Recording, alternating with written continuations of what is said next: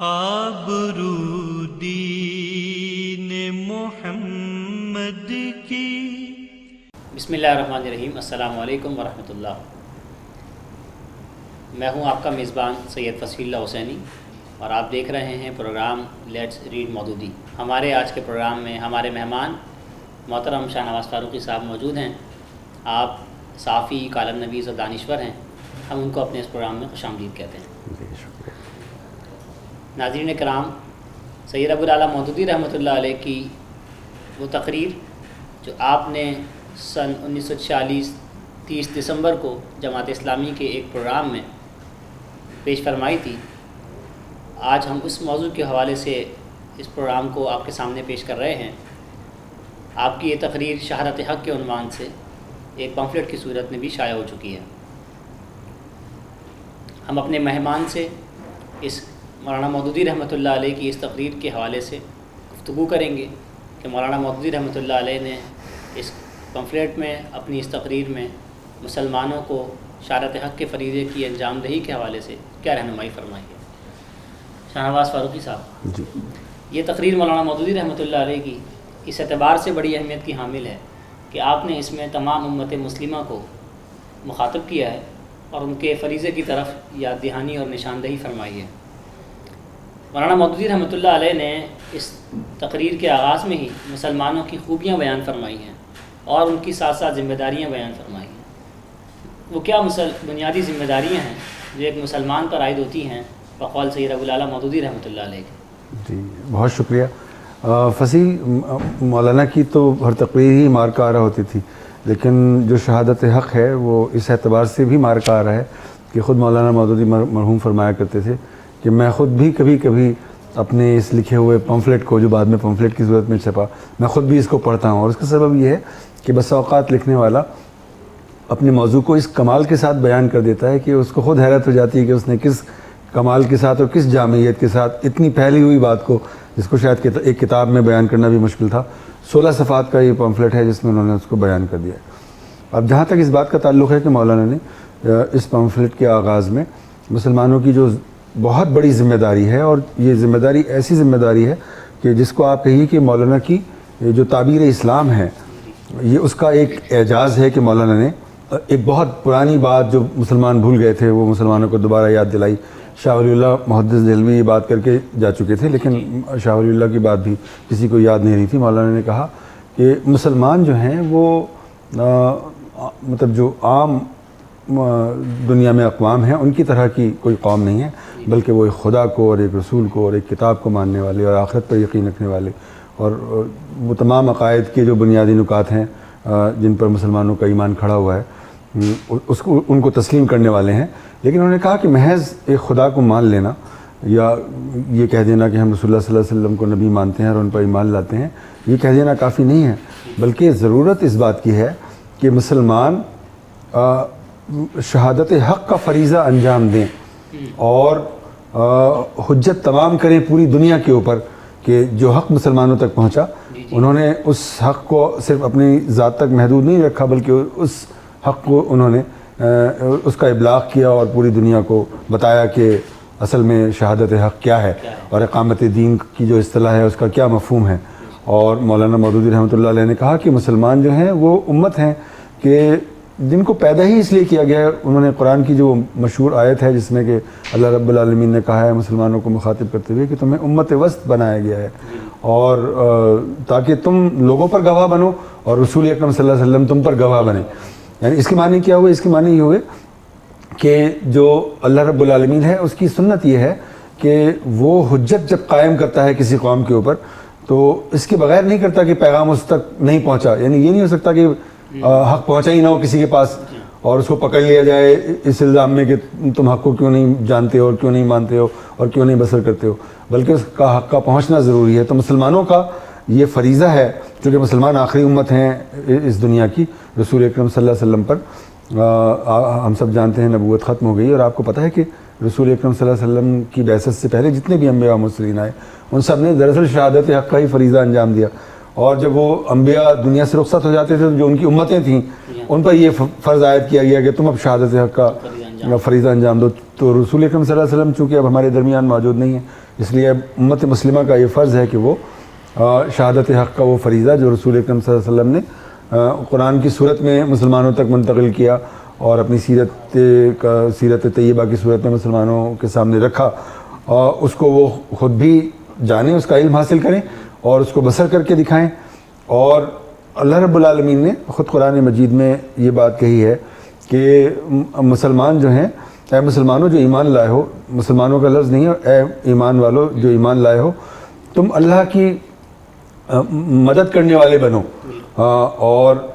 فرمایا کہ اس سے بڑا ظالم انسان کون ہوگا جس تک حق پہنچ گیا اور وہ کتمان حق میں مبتلا ہو جائے، اس کو چھپانے والا بن جائے. تو آپ کو معلوم ہے کہ جو یہودی ہیں ان پر جو ادبار اور نکبت نازل ہوئی اور اللہ رب العالمین نے قرآن مجید میں کہا کہ ان کو اللہ کے عذاب نے گھیر لیا، تو اس کا سبب یہ تھا کہ ان سے کہا گیا کہ تم اب شہادت حق کا فریضہ انجام دو، لیکن انہوں نے حق کو چھپایا، اس کو فروخت کیا، انبیاء و مرسلین کو قتل کیا اور حق کی طرف پیٹ کر کے کھڑے ہو گئے. چنانچہ ان کو قیامت تک کے لیے جو ہے وہ راندہ درگاہ بنا دیا گیا اور مسلمانوں کو اس مثال کے ذریعے سے ڈرایا گیا کہ چونکہ یہودیوں کا یہ حال ہو چکا ہے، اس لیے تمہیں اس فریضے کی طرف متوجہ ہونا چاہیے اور اس فریضے کو بتمام و کمال انجام دینا چاہیے تاکہ تم جو ہے دنیا میں امت وسط ہونے کا جو حق ہے وہ ادا کر سکو. آپ نے مولانا مودودی رحمۃ اللہ علیہ کا اس پمفلیٹ کا بھی ذکر کیا. یہ مولانا مودودی رحمۃ اللہ علیہ نے شہادت حق اس اپنی تقریر کو عنوان دیا. شہادت حق کا میں چاہوں گا کہ ہمارے ناظرین کو آپ شہادت حق کے مفہوم سے بھی آشنا کریں کہ مولانا مودودی رحمۃ اللہ علیہ اس لفظ کو کس طرح تعبیر اس کی تشریح کرتے ہیں. جی مولانا مودودی رحمۃ اللہ علیہ نے فرمایا ہے کہ اس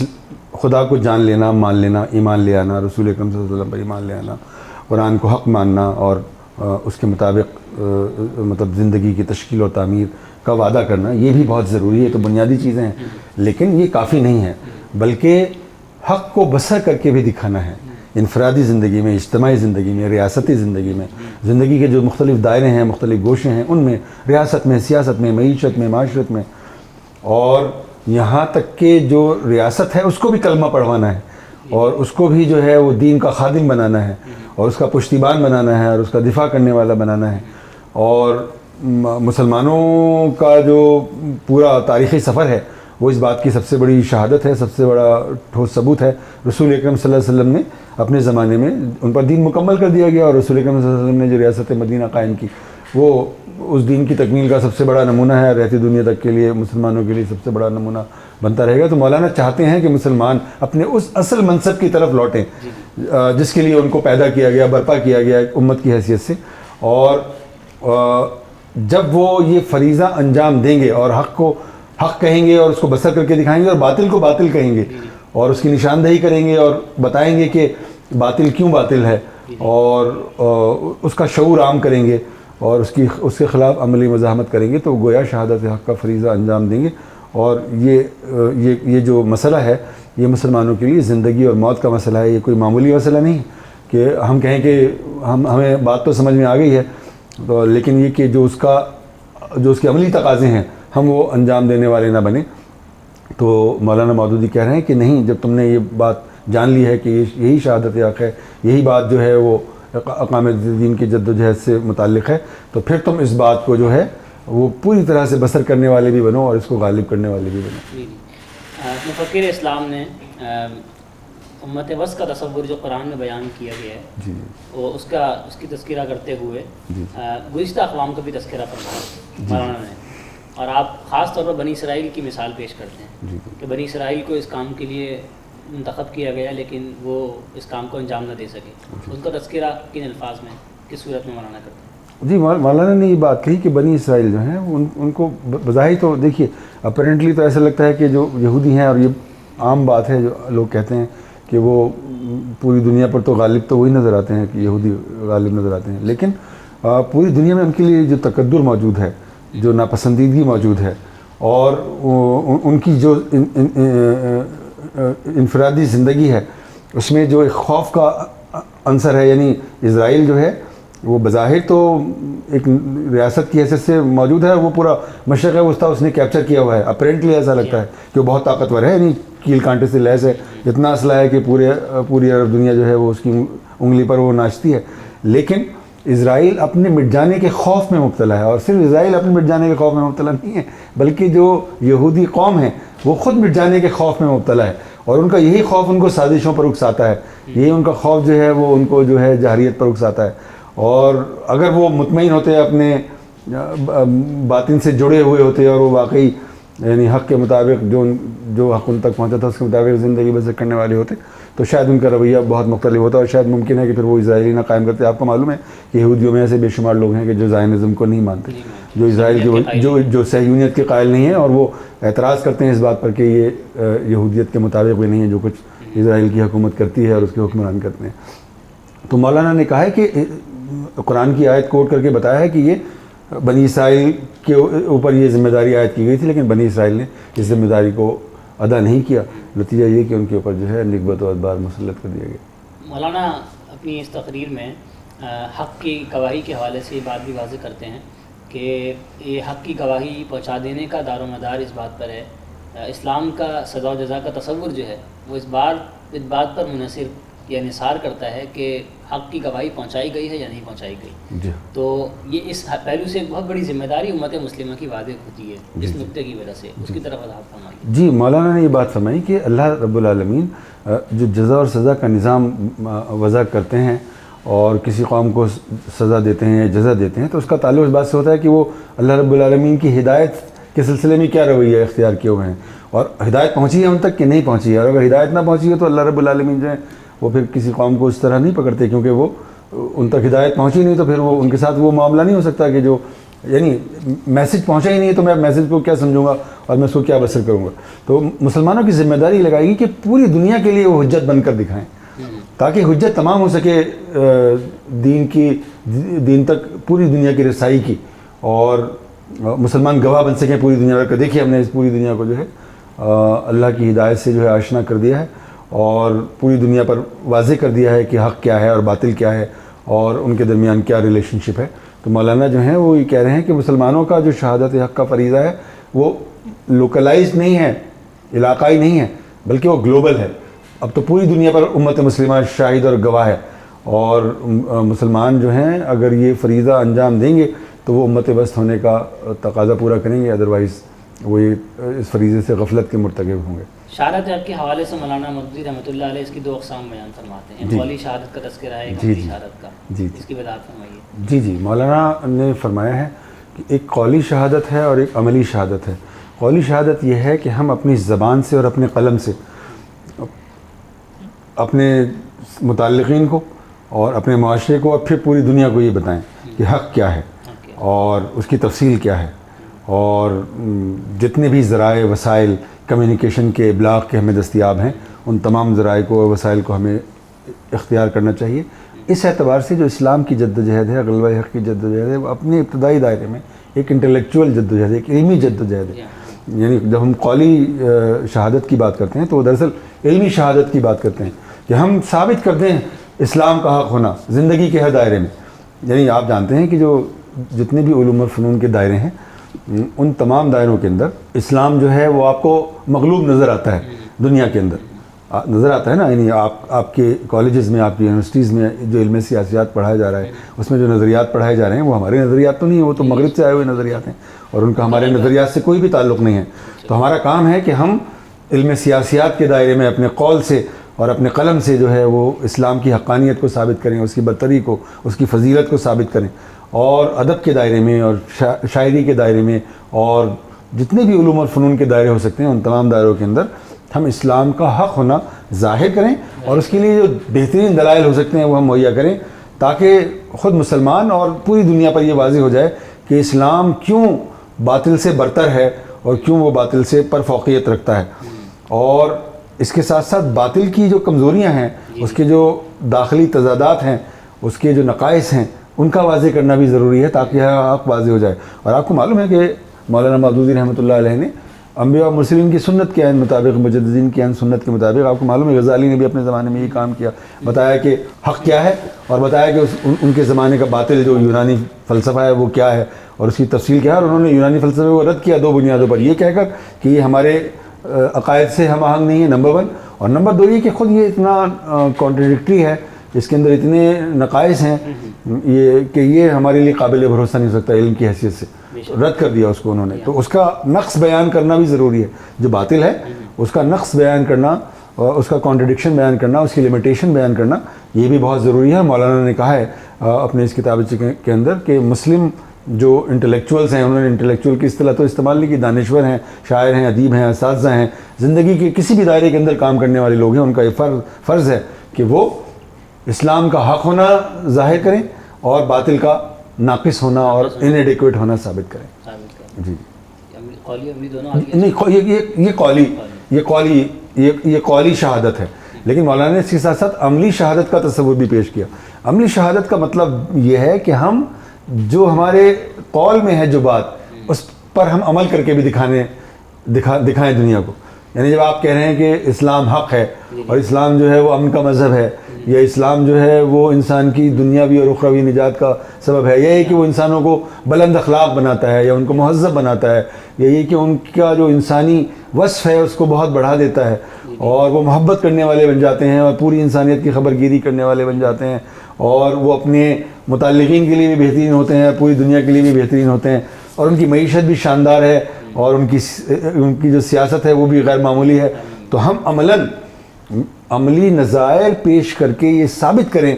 کہ اسلام واقعی ایک برتر مذہب ہے، وہ واقعی ایک برتر دین ہے، وہ واقعی ایک برتر تصور زندگی ہے، وہ برتر تصور انسان رکھتا ہے. یہ ہمیں عملی زندگی میں اپنی شہادتیں پیش کرنے کی ضرورت ہے، تاکہ دنیا کے کسی بھی انسان کے لیے یہ محض کوئی ایک فلسفیانہ بات نہ رہ جائے، بلکہ وہ ہماری زندگی کے مشاہدے سے یہ سمجھ جائے کہ اسلام واقعی ایک بہترین مذہب ہے. بالکل ٹھیک اسی طرح جس طرح رسول اکرم صلی اللہ علیہ وسلم کی سیرت سے کروڑوں لوگ انسپائر ہوئے اور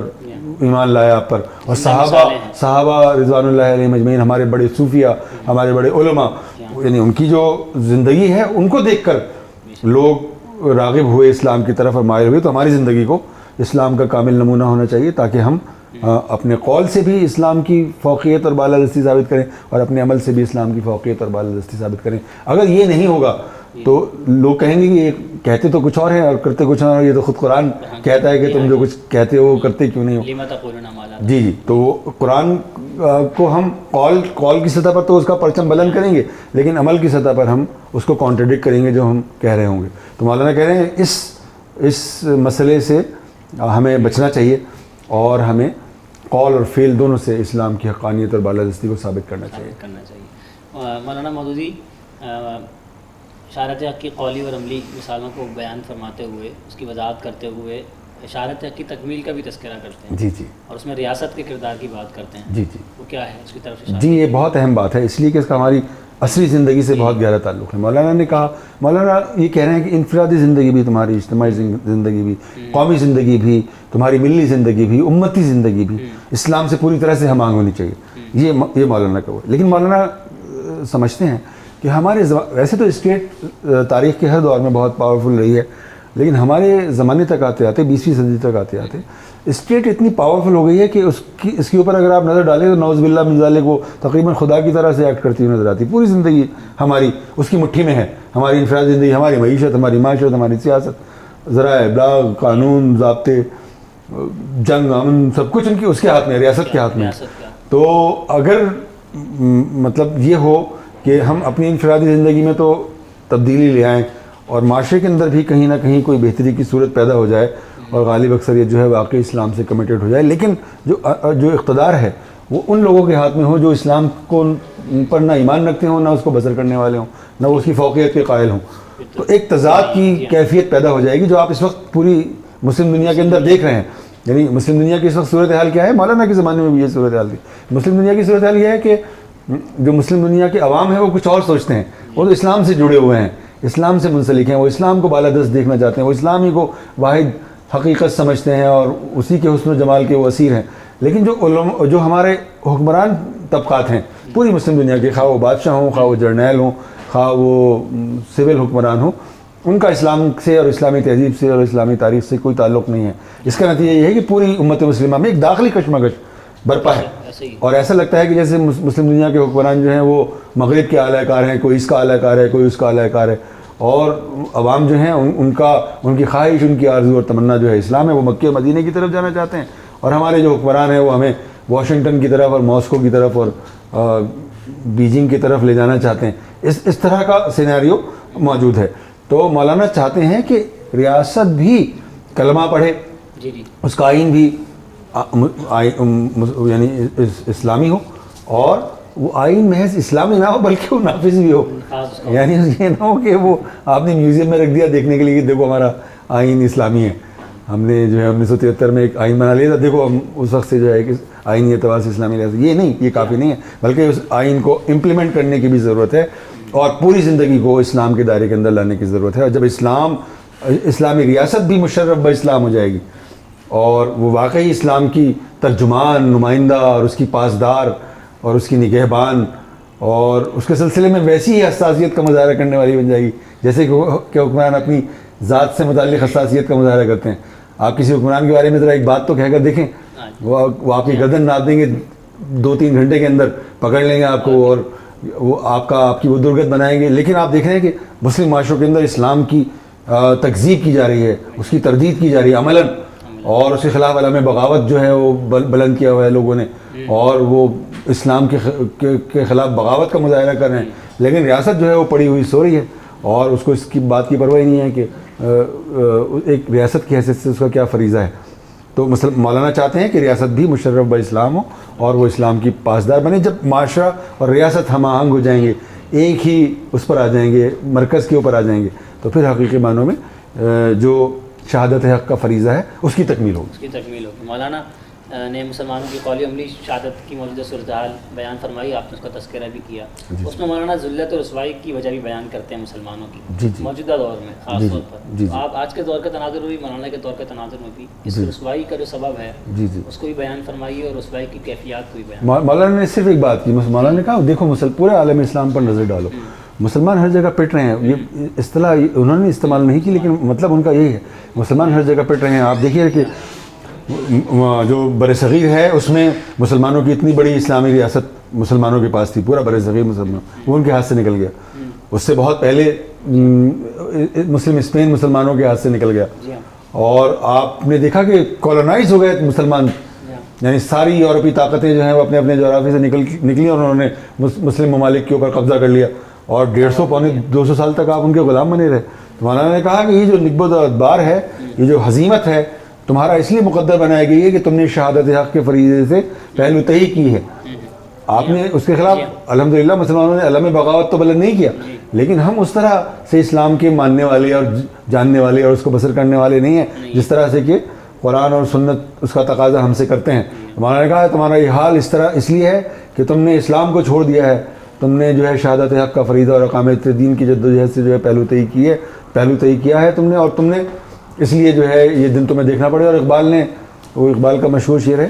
کہ بجھی عشق کی آگ اندھیر ہے, مسلمان ہی راگ کا ڈھیر ہے. یعنی 1 ارب 80 کروڑ مسلمان ہیں اس وقت دنیا میں, اور آپ دیکھیے یعنی دنیا میں بحران, جہاں جہاں بھی بحران برپا ہے, آپ کو پتہ چلے گا مسلم ممالک ہیں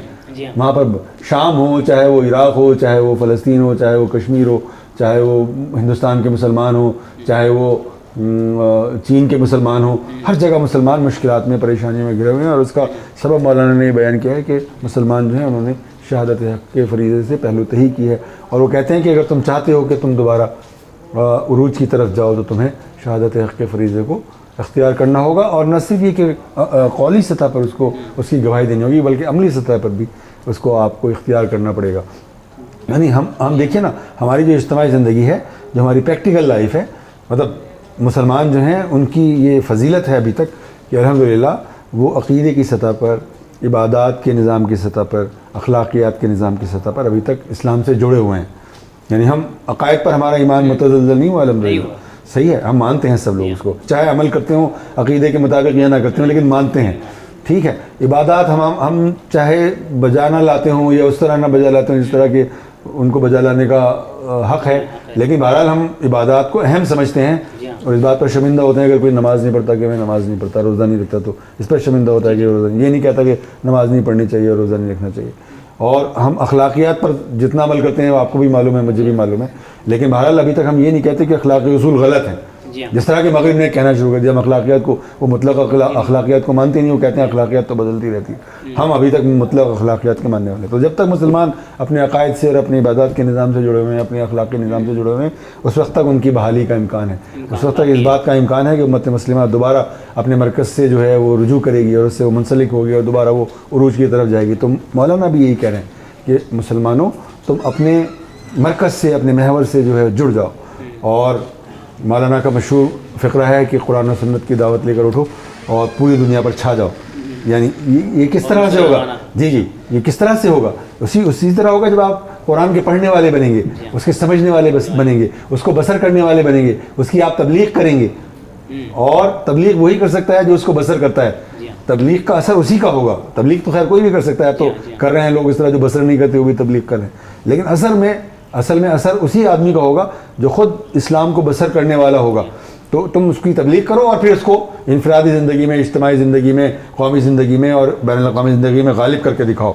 تو یہ ہے. اور رسول اللہ صلی اللہ علیہ وسلم ہماری یہ ماڈل ہے سب سے بڑا، کہ ہم رسول اللہ صلی اللہ علیہ وسلم کی اسوہ حسنہ جو ہے وہ رسول اللہ صلی اللہ علیہ وسلم کا ہوگا. اور قرآن جو ہے وہ قول کی سطح پر، علم کی سطح پر، رہنمائی کی سطح پر ہمارے لیے موجود ہوگا. تو جس دن مسلمان یہ کام کر لیں گے وہ شہادت حق کا فریضہ انجام دیں گے اور وہ غالب ہو جائیں گے پوری دنیا. مسلمانوں کی زبوں حالی اور موجودہ صورتحال میں جو زوال کی صورتحال ہے موجودہ دور میں، اس کا تذکرہ کیا مولانا نے، اور خاص طور پر ایک انگریز مصنف لارنس براؤن کا تذکرہ کیا ہے. اور اس کی کتاب کا تذکرہ کیا ہے کہ وہ مسلمانوں کے متعلق کیا تبصرہ کرتا ہے. اس نے بڑا اہم تبصرہ کیا. اس نے کہا کہ جب ہم نے یعنی انگریز بر صغیر میں آئے اور وہاں پر جو مسلمانوں کے دیوانی قوانین تھے اور دوسرے بعض قوانین تھے جن کو موقوف کیا، اور صرف مسلم پرسنل لاء کو انہوں نے جائز رکھا، اور تو انہوں نے کہا مسلمانوں نے بہت برا منایا اس بات کا. لیکن مولانا نے کہا کہ اس نے پھر یہ بھی لکھا ہے کہ اب دیکھیے نا، ترکی نے جو ہے وہ سارے قوانین کو جو ہے وہ سیکولرائز کر لیا، اور البانی نے بھی سیکولرائز کر لیا. اور یہ تو 1946 کی ہم بات کر رہے ہیں نا. اب تو یعنی پوری مسلم دنیا کے اندر آپ دیکھ رہے ہیں کہ دباؤ ہے، پاکستان تک پر دباؤ ہے کہ تمہارا جو اسلامی آئین ہے اس کو تم اسلامی نہ رکھو بلکہ اس کو سیکولر بناؤ. اور پوری مسلم دنیا کے اوپر سیکولرزم کا اور لبرلزم کا ایک دباؤ ہے. تو مطلب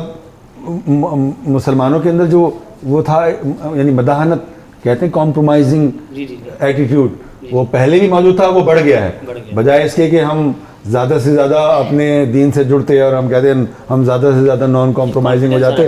کانفیڈنس آ جاتا اور اعتماد آ جاتا ہمارے اندر کہ ہم اپنے دین کو بسر کریں گے، اس کو غالب کریں گے. تو ہمارے اندر جو ہے وہ مداحنت کا ایک رویہ، کمپرومائز کا ایک رویہ پیدا ہوا ہے. اور ساری جو ریاستیں ہیں ایسے حکمرانوں کے ہاتھ میں ہیں مسلم دنیا کی،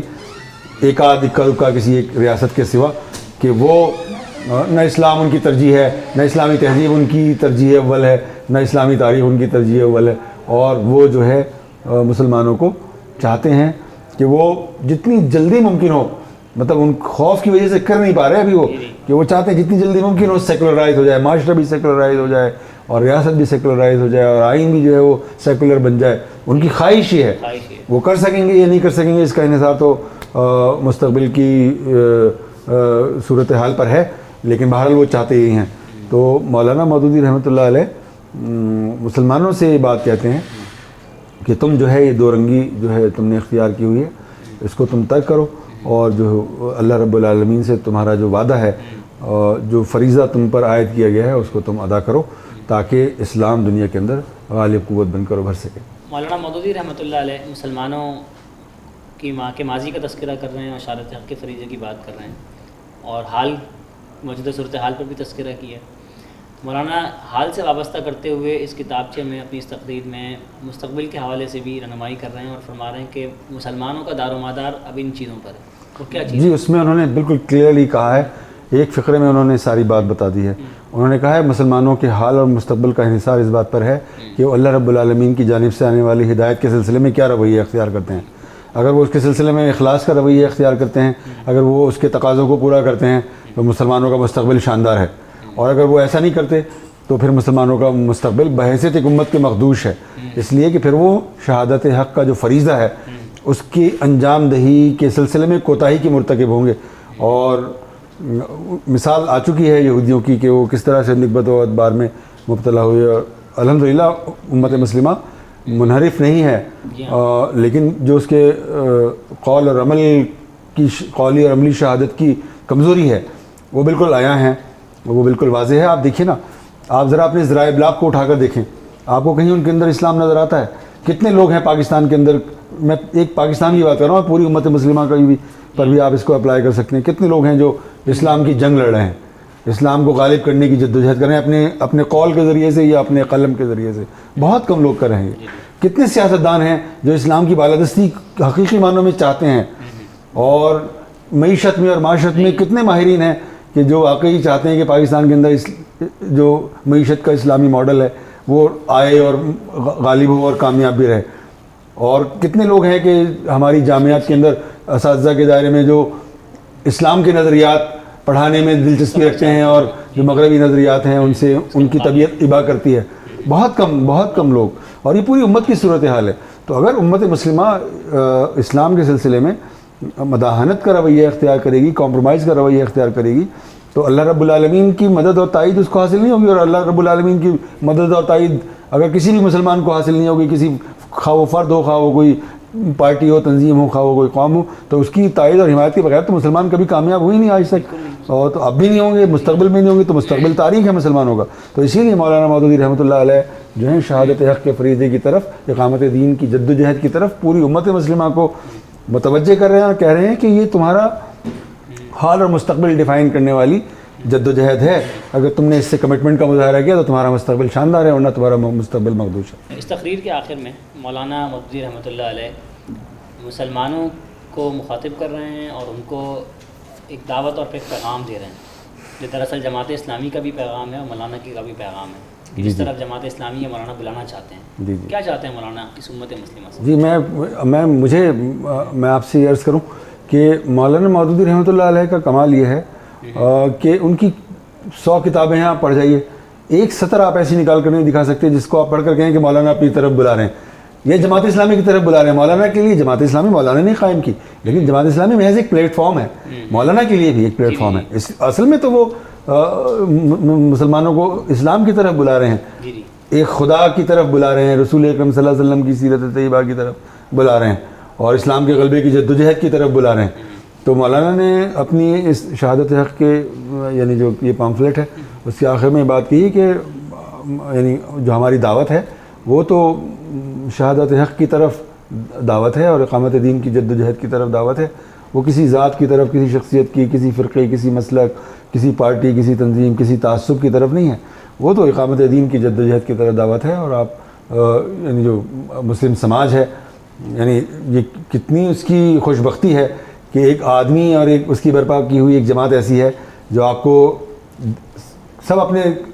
یعنی سیاست کا اگر آپ حال بیان کریں تو سب آپ کو اپنے تعصبات کی طرف بلا رہے ہیں، کوئی آپ کو جو ہے اس تعصب کی طرف بلا رہا ہے، کوئی آپ کو اس تعصب کی طرف بلا رہا ہے، کوئی مسلک کی طرف، کوئی فرقے کی طرف بلا رہا ہے، لیکن ایک جماعت ایسی ہے جو مولانا مودودی کی فکر کے تحت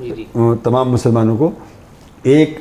خدا کی طرف، اس کی کتاب کی طرف، اس کے نبی صلی اللہ علیہ وسلم کی سیرت طیبہ کی طرف اور غلبہ دین کے تصور کی طرف اور ایک امت کے تصور کی طرف بلاتی ہے۔ تو مولانا نے اپنے اس پمفلیٹ کے آخر میں یہی بات کہنے کی کوشش کی ہے۔ آپ کی آمد کا بہت شکریہ، آپ کا وقت دینے کا شکریہ شاہ نواز فاروقی صاحب۔ محترم ناظرین، شہادت حق کا فریضہ سید ابو الاعلیٰ مودودی رحمۃ اللہ علیہ امت مسلمہ کو یہی پیغام دے رہے ہیں کہ روئے زمین پر اس وقت 2.25 ارب کی تعداد میں جو مسلمان بستے ہیں وہ اس ذمہ داری کو اپنے کاندھوں پر لیے آئے ہیں کہ وہ 5.5 ارب کی غیر مسلم دنیا کو اسلام کے اس پیغام سے روشناس کریں۔ اس کے لیے انہیں اپنی عملی زندگیوں کی بھی تعمیر کرنی ہوگی، اپنے آپ کو اپنے نقائص سے پاک کرنا ہوگا اور اس فریضے کو انجام دینا ہوگا جو دراصل تمام انبیاء نے انجام دیا، اور اب نبی اکرم صلی اللہ علیہ وآلہ وسلم کے بعد یہ فریضہ امت مسلمہ کے کاندھوں پر بارے گراں کی صورت میں موجود ہے۔ آپ کا پروگرام سماعت کرنے کا، پروگرام دیکھنے کا بہت شکریہ۔ اپنے میزبان فصیح اللہ حسینی کو اجازت دیجیے۔ السلام علیکم ورحمۃ اللہ وبرکاتہ۔ آبرو دین محمد